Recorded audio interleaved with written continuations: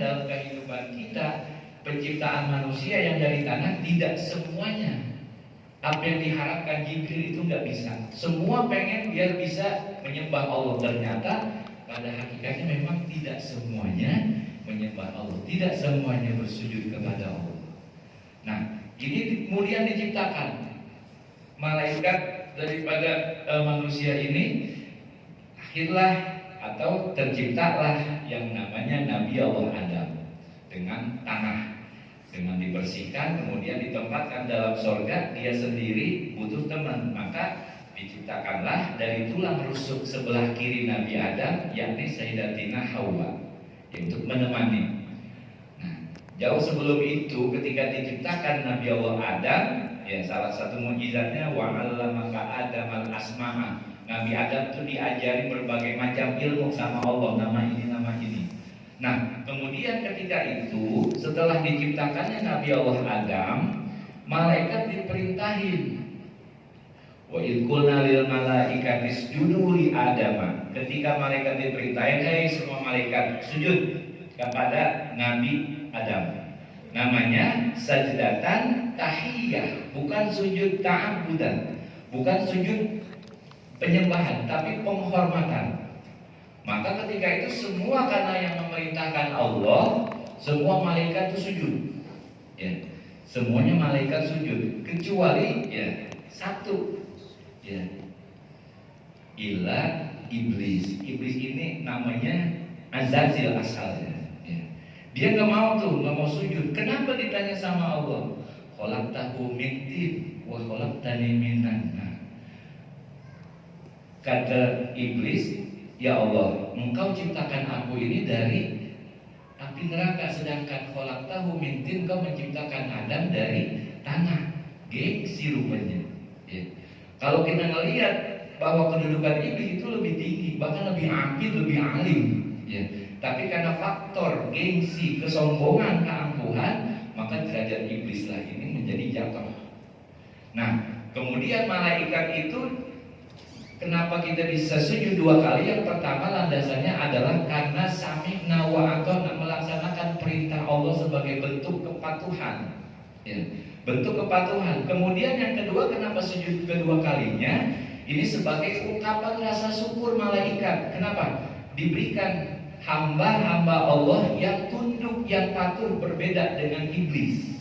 Makanya ada dua kali sujud di situ. Satu, sujud sebagai bentuk kepatuhan. Yang kedua sebagai bentuk rasa syukur telah dijadikan hamba-hamba Allah yang patuh dan tunduk. Ya.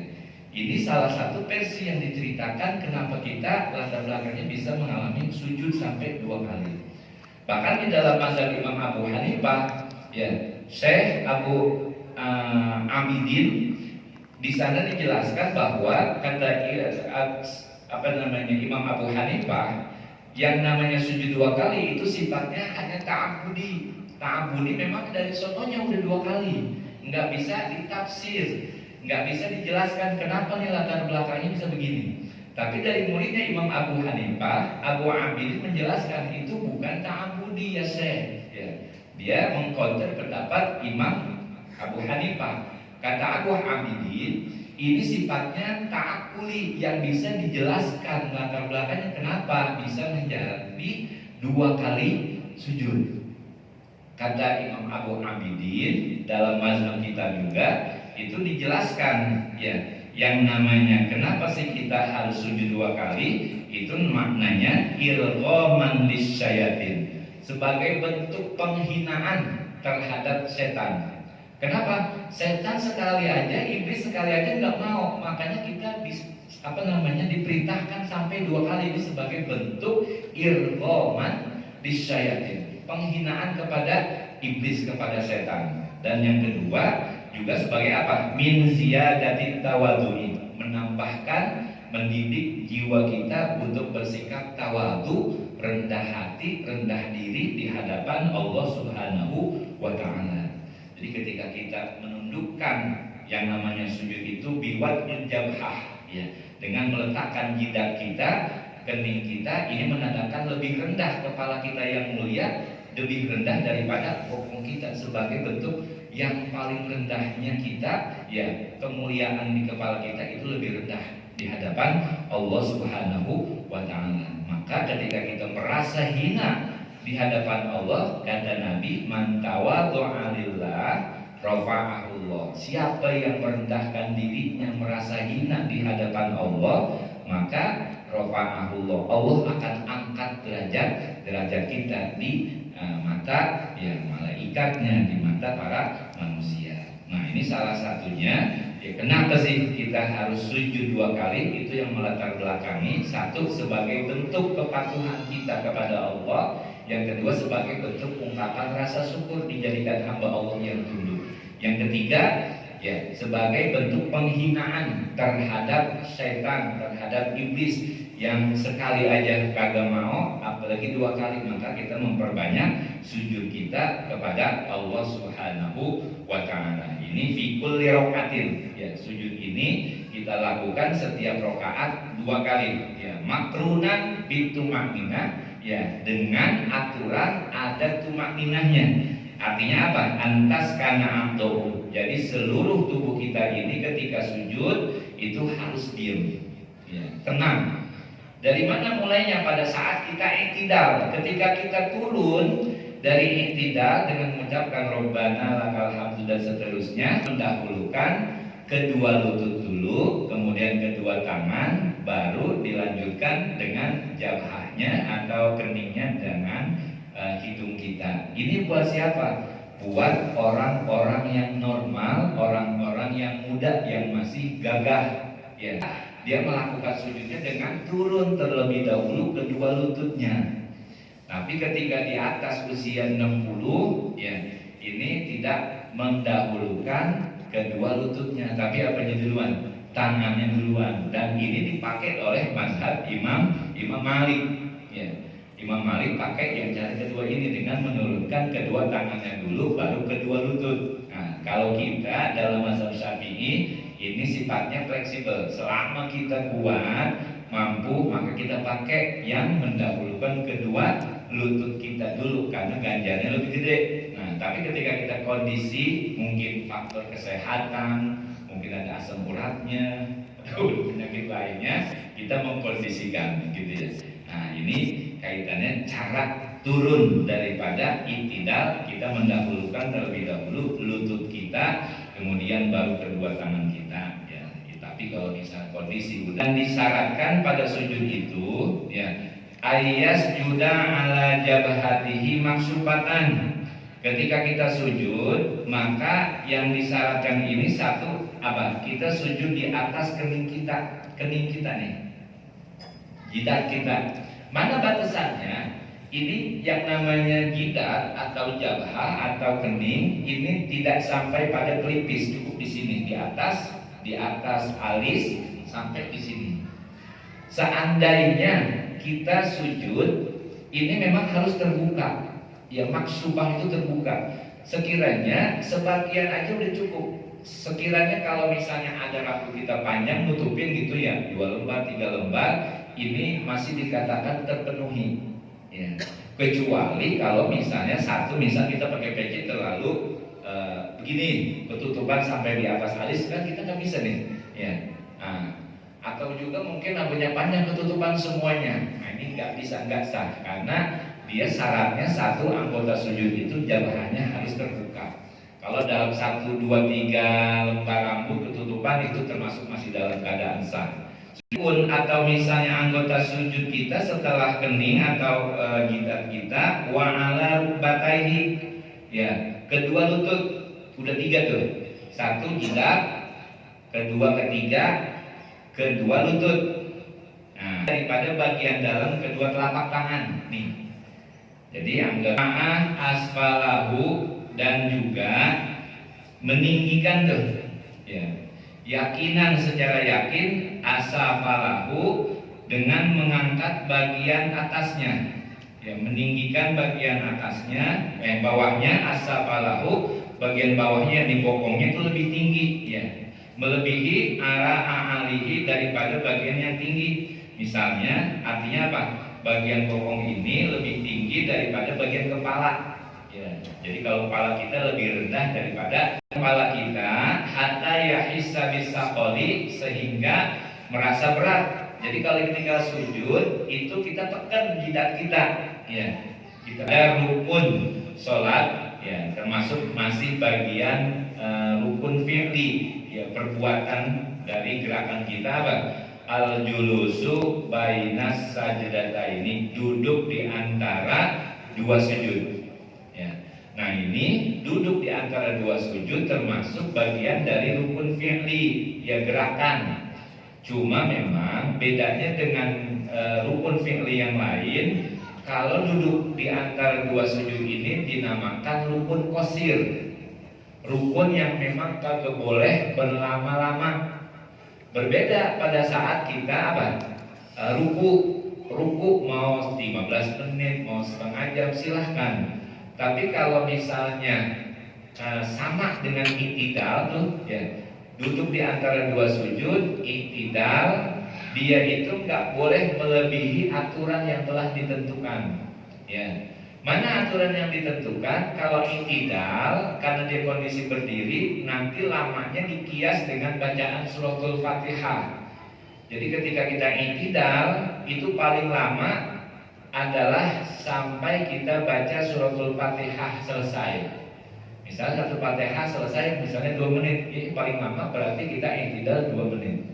Berbeda halnya ketika misalnya kita melaksanakan sholat tasbih, yang memang tasbihnya bisa melebihi jika dibaca lambat gitu.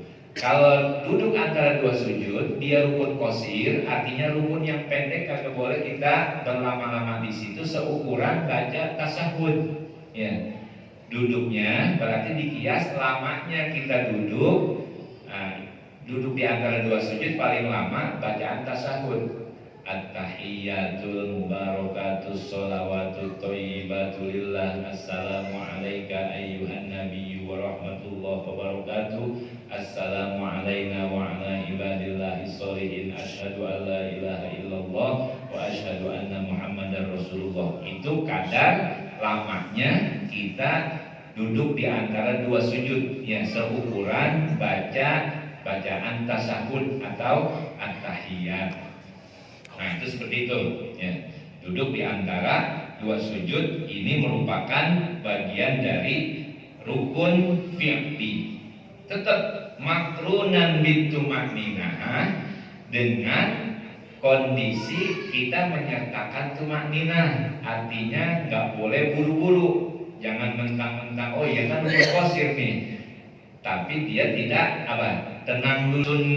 Sunnah ayyakula fihi, untuk mengucapkan pada saat duduk di antara dua sujud, ya, Rabbil firli warhamni warfa'ni wajburni warzuqni wahdini wa'afini wa'fu anni. Ini ada 8 doa yang memang termasuk doa yang mustajab yang untuk kita baca tuh.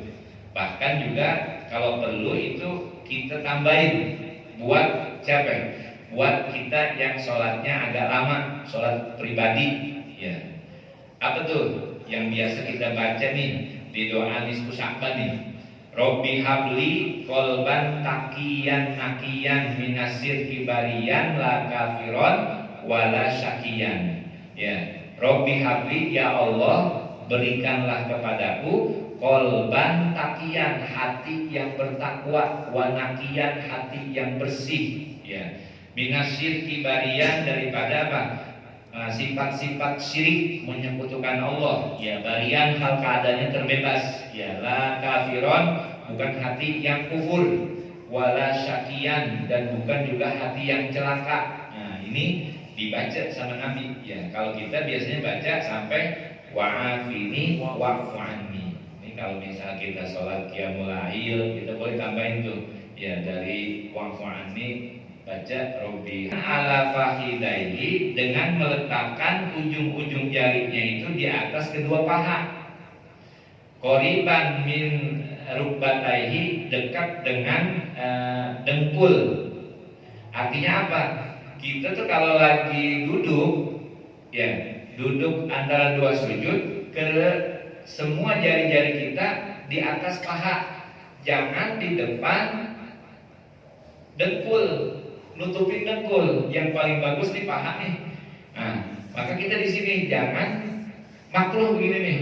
Di ujung dengkul kita pegang ujungnya sampai ngelebihin dengkul, ini makruh. Ya meskipun yang tetap sah. Yang bagus jadi ya ini qoriban birubbataihi, cuma dekat aja dengan dengkul. Jadi ini dengkul, ini ujung-ujung jari tangan seperti ini. Ya, itu yang paling bagus kesunahannya. Kemudian wa antakuna nasiban, dan juga tubuh kita itu tegak. Ya artinya duduknya tegak, jangan nunduk, kecuali kalau memang faktornya ya udah faktor usia. Nah ini kita tidak membicarakan itu namanya fleksibel. Ya selama kita muda artinya duduk kita tuh tegak. Ya.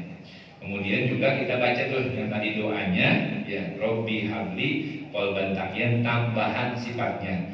Kalau misalnya umumnya yang kita diajarkan ulama-ulama kita yang sudah menjadi doa populer, jadi jangan sampai kita tinggal. Ya, kalau dia baca Robbi Fili aja sih gak ada masalah, namanya sunnah. Cuma jangan sampai ditinggal sama sekali bacaan-bacaan doa pada saat kita duduk di antara dua sujud, karena ini makna doa ini luar biasa tuh ya. Robbi Fili, kita minta ampunan sama Allah Subhanahu wa taala. Karena yang menjadi standar kebahagiaan kita itu yang paling utama diampuni dulu. Ya. Kalau kita mendapatkan ampunan, kesononya gampang. Ya. Maka semua apapun yang diajarkan oleh Allah ataupun Rasul, permintaan itu yang pertama adalah ampunan. Ya. Dengan pengampunan nanti kesananya gampang. Kemudian yang kedua warhamni, minta diberikan kasih sayang, rahmat Allah. Ya, rahmat Allah itu inna wasi'at rahmat Allah. Rahmat Allah itu sangat luas. Jadi kita minta rahmat kasih sayang Allah. Kemudian warfa'ni, minta ditinggikan derajat kita. Wajburni, ya ini ada yang mengatakan jabur itu artinya menambal, artinya menutupi kesalahan. Ada juga yang mengatakan itu untuk meminta kekayaan. Ya. Warzuqni, diberikan rizki juga. Wahdini, dimintakan apa? Petunjuk. Wa'afini, dan juga kita dimintakan keselamatan dan kesehatan. Wa'fu'ani, dan juga kita minta apa? Agar dimaafkan dari segala dosa-dosa kita. Ini 8 doa yang kita diajarkan sama ulama kita. Maka kita baca tuh. Ya minimal tuh jangan sampai kita tinggal. Ya kalau mau tambahan tadi Robbi habli qalban taqiyan naqiyan minasyirki bariyan, ya la kafiron wala syakiyan. Nah ini kita kaitannya dengan duduk antara dua sujud, itu yang kita perhatikan. Satu, ujung-ujung jari kita. Kemudian juga pada pandangan mata, itu tetap kondisi sholat pada saat kita menghadap kepada tempat sujud. Berbeda pada saat kita berada di depan Ka'bah. Ya, itu sunnahnya menghadap Ka'bah. Tapi kalau di jauh, maka kita yang perhatikan lihat tempat sujud kita. Ini para jamaah sekalian, 2 rukun sholat yang kita bahas pada kesempatan malam hari ini. Yang pertama adalah sujud, yang kedua adalah duduk di antara 2 sujud. Mudah-mudahan ini bermanfaat dan sudah menjadi hal amalan kita.